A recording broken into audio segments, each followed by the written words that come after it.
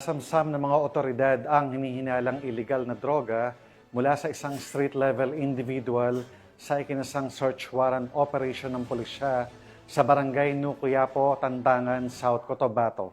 Nakibalita riyan si Patrolwoman Vina Morales.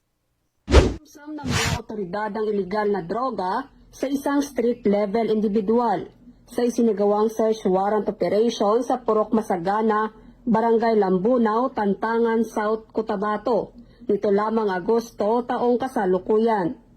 Kinilala ng Tantangan Municipal Police Station ang suspect na si alias Alog, na sa wastong gulang, walang trabaho at residente ng nasabing lugar.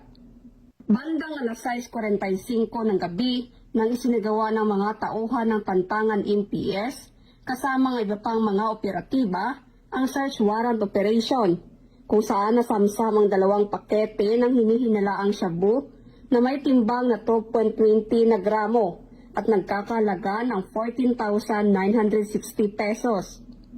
Kasalukuyang nasa kustodiya ng Tantangan MPS ang suspect at mahaharap sa kasong paglabag sa RA 9165 o Comprehensive Dangerous Drugs Act of 2002.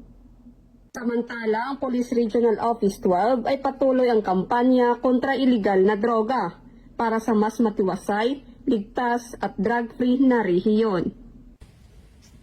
Mula dito sa General Santos City, ako ang inyong PNN Correspondent, Patrolwoman Vina Morales, alagad ng batas, tagataguyod ng Balitang Pulis.